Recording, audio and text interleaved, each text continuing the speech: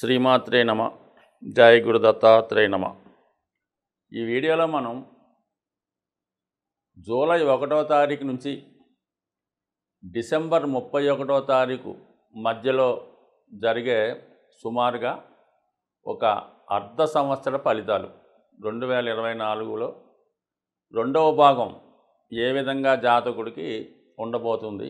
అయితే మనం జనవరి నుంచి జూన్ వరకు జరిగిపోయినటువంటి జాతకాన్ని వాటి యొక్క స్థితిగతుల్ని ఇంకొకసారి రివ్యూ చేసుకొని కనీసం జరిగిపోయినటువంటి పొరపాట్లు అవ్వచ్చు, లాభ నష్టాలు అవ్వచ్చు, ఈ రాబోయే అర్ధ సంవత్సరంలో సరిదిద్దుకునే విధంగా గ్రహాలు ఇస్తున్నటువంటి అవకాశాలు ఏ విధంగా ఉపయోగించుకోవాలి అన్నటువంటి ఉద్దేశంతో ఇది కేవలం ఒక రివ్యూ లాగా, ఒక రివిజన్ లాగా చెప్పడం జరుగుతుంది.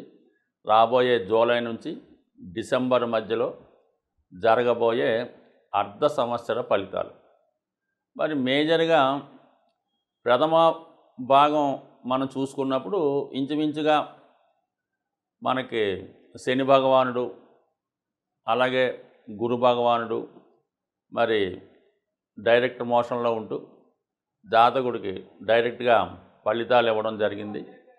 మరి ఈ అర్ధ సంవత్సరంలో మనకి జూన్ 30వ తారీఖు నుంచి సరిగ్గా సెకండ్ హాఫ్ ప్రారంభం అవగానే మనకి శని భగవానుడు మనకి వక్ర గమనంలోకి రావడం జరుగుతుంది. అలాగే మనకి ఈ అక్టోబర్ 9వ తారీఖు నుంచి గురు భగవానుడు వక్ర గమనంలోకి చెందడం జరుగుతుంది. అయితే ఈ వక్ర గమనం చెందడం వల్ల మరి జాతకులకు వచ్చే ఉపయోగం ఏంటి, గ్రహాలకి ఏ విధమైనటువంటి స్వాతంత్రం వస్తుంది అన్న విషయాన్ని గమనిస్తే మీనరాశి వారికి జరిగిపోయిన అర్ధ సంవత్సర ఫలితాల కంటే ఇప్పుడు జరగబోతున్నటువంటి అర్ధ సంవత్సర ఫలితాలు చాలా అభివృద్ధికరంగా ఉండే అవకాశం ఉన్నది. అంటే ఒక విధంగా మనకి ఈ రాశి వారికి, మీనరాశి వారికి జనవరి నుంచి జూన్ మధ్యలో జరిగే ఫలితాల్లో చాలా వరకు గ్రహాలు ఇబ్బందికర స్థితిలోనే ఉండడం జరిగింది. ముఖ్యంగా శని 12వ స్థానంలో సంచరిస్తూ చాలా వరకు ఆర్థికపరమైనటువంటి సోర్స్ మీద ఇబ్బంది పెట్టడం జరుగుతూ ఉంటుంది. అంటే ఇన్కమ్ తగ్గిపోతుంది, ఖర్చులు పెరగడం జరుగుతూ ఉంటుంది. సో అలాగే కొంతవరకు మరి ఈ అర్ధ సంవత్సరంలో కుజుడు కూడా ఈ రాశి వారికి కొంతవరకు 12, 1, 2 స్థానాల్లో సంచరించి చాలా వరకు విపరీతమైనటువంటి ఖర్చులు, అలాగే కొన్ని బంధు విరోధాలు, చికాకులు కూడా రావడం జరిగింది. ఇవన్నీ కూడా మనకి ఇంచుమించుగా జూన్ 30వ తారీఖు నుంచే తిరిగి మళ్ళా ఈ మీనరాశి వారికి పుంజుకునే అవకాశం వచ్చింది. శని భగవానుడు వక్రగమనంలో వస్తూ 11వ భావం మీద తన ప్రభావాన్ని చూపడం జరుగుతుంది. అప్పుడు ఏం చేస్తాడు ఈ మీనరాశి వాడు, తనకి సోర్సు గతంలో ఏ విధంగా మనకు ఆదాయం వచ్చేది, ఏ ఏ స్థానాల్లో అభివృద్ధికరంగా ఉండేది అన్నది పరిశీలించి, ఏ కారణం వల్ల మన ఇన్కమ్ ఆగిపోయింది అవన్నీ కూడా పరిశీలించి తిరిగి మళ్ళా ఆదాయం వచ్చే మార్గాన్ని పెంచుకోవడం జరుగుతుంది. దాని తర్వాత ఖర్చులు ఈ మధ్యకాలంలో మనం ఏ విధంగా కమిట్మెంట్స్ పెట్టుకున్నాం, ఎవరి బాధ్యత మన మీద నెత్తినేసుకోవడం జరిగింది, దేనికైనా అనవసరంగా ఇన్వెస్ట్మెంట్ చేసామా, ఎవరికన్నా అప్పు ఇచ్చామా, లేదంటే ఎవరి బాధ్యతలన్నా తీసుకున్నామా, లేదంటే మన మీద ఆధారపడి ఎవరైనా అనవసరంగా ఉన్నారా అన్న విషయాన్ని చాలా గమనించి ఇవన్నీ సరి చేసుకునే సమయం ఆసన్నమైంది. కాబట్టి ఖచ్చితంగా మీరు కొద్దిగా మొగమాటం పక్కన పెట్టి మీ యొక్క పరిస్థితి కూడా ఆలోచించి కొన్ని కఠిన నిర్ణయాలు తీసుకోవడం వల్ల మీకు గతంలో లాగే ఆదాయం వస్తుంది, ఖర్చులు తగ్గి దాన్ని ఒకసారి సరి చేసుకుంటే మళ్ళీ జీవితం గాడిలో పడి మళ్ళీ స్మూత్గా వెళ్ళడం జరుగుతుంటుంది. కాబట్టి ఒకసారి గమనించి ఆలోచించండి. అలాగే అదనపు ఆదాయం కొరకు మీరు ఏమైనా ప్రయత్నం చేస్తుంటే ఆ విధంగా అదనపు ఆదాయం కూడా మీకు ఈ రెండవ భాగంలో మీకు జూలై 1 నుంచి ఆదాయం కూడా పెరిగే అవకాశం ఉంది. That for the same time Shani భగవానుడు వక్రించినప్పుడు జాతకుడు హార్డ్ వర్కింగ్ నేచర్ కలిగి ఉంటాడు. తనలో ఉన్నటువంటి బద్ధకాన్ని అన్నీ కూడా తగ్గించి ఎక్కువ పని గంటలు ఓవర్ టైం చేసే ప్రయత్నం చేస్తూ ఉంటాడు. ఆ కారణం వల్ల కూడా జాతకుడు ఆదాయం పెరుగుతుంది, ఉత్సాహవంతుడై జీవితాన్ని మళ్ళా మరి ఒక గాడిలో పెట్టే ప్రయత్నం చేస్తాడు. ఇక ఇది ఈ విధంగా ఉంటే మరి గురువు భగవానుడు 3వ స్థానంలో ఉంటూ 3, 7, 11 భావాలు చూస్తూ ఉంటాడు కదా కామన్గా. ఈ రాబోయే 6 నెలలు కూడా అదే స్థానంలో ఉంటాడు. మిత్రుల సహకారం అందిస్తూ ఉంటాడు. మంచి మంచి ఆలోచనలు వస్తుంటాయి. ఏదైనా పుణ్యక్షేత్రాలు దర్శిద్దామనే ఆలోచన, తగు విధంగా పుణ్యక్షేత్రాలు చేస్తుంటారు. అందరికీ మంచి అడ్వైజ్ చేస్తూ ఉంటారు. వాళ్ళ అభివృద్ధి కూడా కారణం అవుతూ ఉంటారు. సో అటువంటి గురు భగవానుడు అక్టోబర్ 9వ తారీఖున మీకు మరి వక్రగమనంలో ఉంటూ 2వ స్థానం మీద తన ప్రభావాన్ని చూపుతాడు. అంటే ధనస్థానం, కుటుంబ స్థానం మీద కాబట్టి కుటుంబ సమస్యలు పరిష్కారం అవుతాయి. వృత్తిలో ఆదాయం పెరుగుతుంది. ముఖ్యంగా మీ కుటుంబంలో శుభకార్యాలు లాంటివి ఏమైనా గతంలో ప్రయత్నం చేసి ఆగిపోయి ఉంటే అటువంటి శుభకార్యాలు మరి పూర్తయ్యే అవకాశం ఉంది. అలాగే దైవ సంబంధించిన కార్యక్రమాల్లో పాల్గొంటారు. ముఖ్యంగా మీ యొక్క ఆలోచన ధోరణి మారుతూ ఉంటుంది.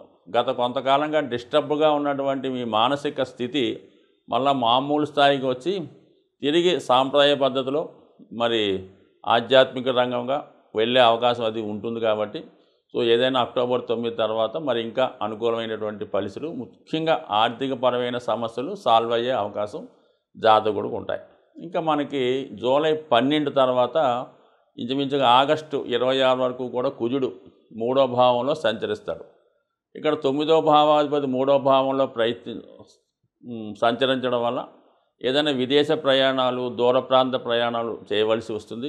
దూరంలో ఉన్నటువంటి మీ మిత్రులను కానీ, స్నేహితులను కానీ, రక్త సంబంధికులను కానీ కలుసుకునే అవకాశం ఉంటుంది. మీలో కూడా ఒక విధమైన కాన్ఫిడెన్స్ ఏర్పడుతూ ఉంటుంది. ఏదైనా నూతన ఉద్యోగ ప్రయత్నాలు చేస్తున్నా, కొత్త వ్యవహారాలు స్టార్ట్ చేద్దామన్నా, భూమి స్థిరాస్తి సంబంధించిన విషయాల్లో ఏమైనా నిర్ణయాలు తీసుకోవాలన్నా 100% మీకు ఈ జూలై 12వ తారీఖు తర్వాత కుజగ్రహ అనుగ్రహం కూడా పెరుగుతుంది. మరి ఆగస్టు 26 తర్వాత మరి కూడా కుజుడు 4వ భావంలో సంచరిస్తూ ఒక విధంగా మీకు ఏదైనా ఒక వాహన లాభాన్ని కానీ, స్థిరాస్తి సంబంధించిన విషయాల్లో అభివృద్ధి కానీ ఇవ్వడం జరుగుతుంటుంది. బట్ ఏదైనప్పుడు కూడా ముఖ్యంగా మీకు లాభం కలిగించే గ్రహం ఈ ద్వితీయార్థంలో శని భగవానుడు. దాన్ని మీరు గమనించుకుంటూ ఖచ్చితంగా మీ యొక్క ఆదాయ వ్యయాల్ని ఒకసారి రివైజ్ చేసుకుంటే 100% మీరు మీ సమస్య నుంచి బయటపడినట్టే. ఇక రాహు రాశిలో ఉండడం వల్ల చాలా డిస్టర్బ్గా మిమ్మల్ని ఇబ్బంది పెడుతుంటాడు. వ్యసనాల మీదకి ఆలోచన మళ్ళిస్తుంటాడు. కాబట్టి కేవలం దాన్ని కంట్రోల్ చేసుకుంటూ అటువంటి భావాలు ఉన్నటువంటి స్నేహితుల్ని మీరు తగ్గించుకొని వాళ్ళ ఫోన్ నెంబర్ కూడా మీ సెల్ ఫోన్ నుంచి రిమూవ్ చేస్తే ఖచ్చితంగా మీరు 1-2 ఆధ్యాత్మిక మిత్రులను మీరు అటాచ్ చేసుకొని వాళ్ళతో ఫాలో అవుతే 100% మీకు మళ్ళీ మీ యొక్క లైఫ్ గాడిలో పడే అవకాశం ఉంది. జాతకుడు తీసుకోవాల్సినటువంటి జాగ్రత్తలు, పరిహారాలు, మనం ఏదైనా